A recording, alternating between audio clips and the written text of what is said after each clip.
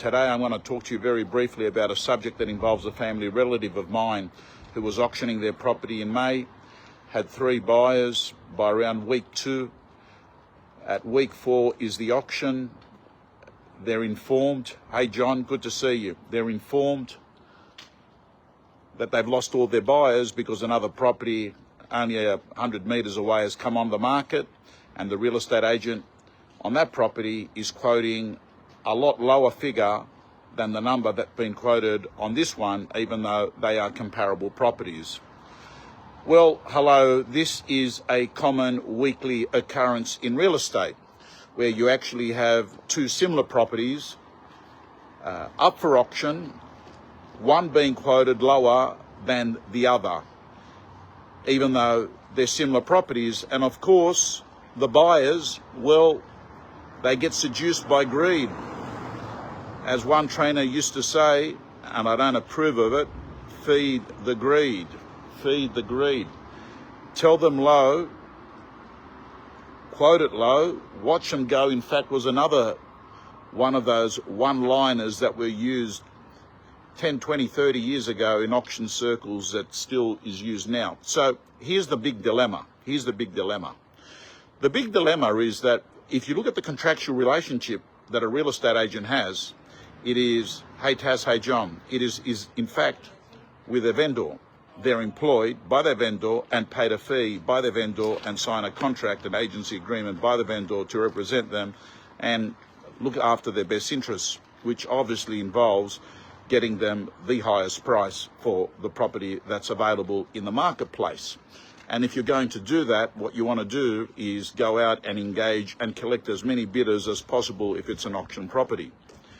Now, obviously, going out there with a buyer excite price is going to attract a lot more people than going out with a price that's not exciting. So here lies the dilemma. On the one hand, a real estate agent is got to actually go off and excite buyers because their job is to get the vendor the highest price. But on the other hand, to do that in many parts of Australia, you'd be acting marginally, if not more than marginally, illegally.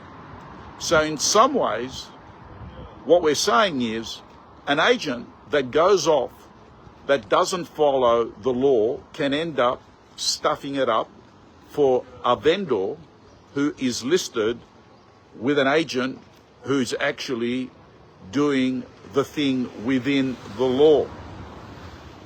And I've got to tell you, I absolutely despise and hate buyers being deceived.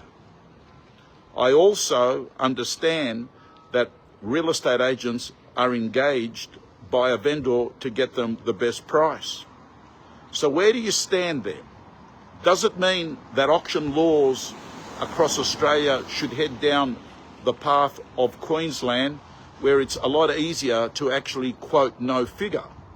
You've heard me say it before here on Market Wraps that I believe that one possible solution is to make it law that a real estate agent actually has the agency agreement and the comparable sales they've shown the vendor when they've appraised and listed the property, and that is made available to buyers as they inspect properties and, you know, go off and do their due diligence. Have one story. Have one story. Show the buyers what the agent has shown the vendors. Make the agency agreement a transparent document. What's wrong with that?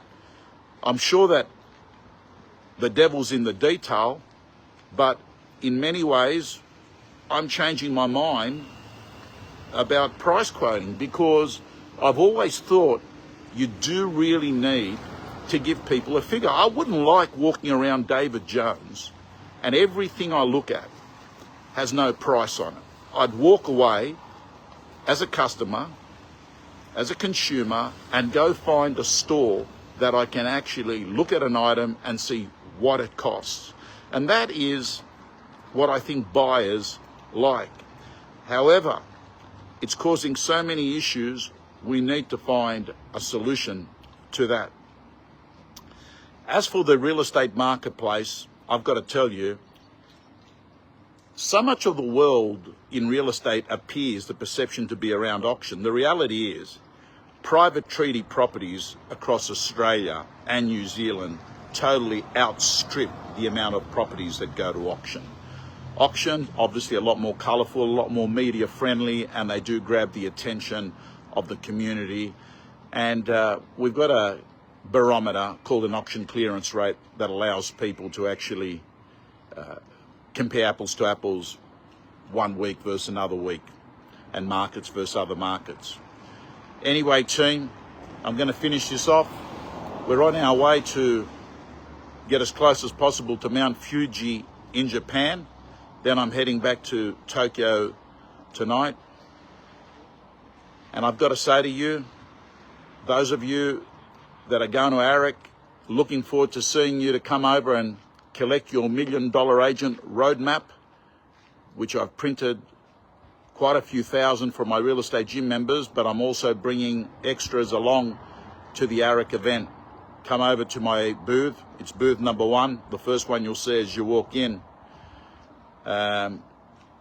Ladies and gentlemen, I'm looking forward to seeing you at ARIC.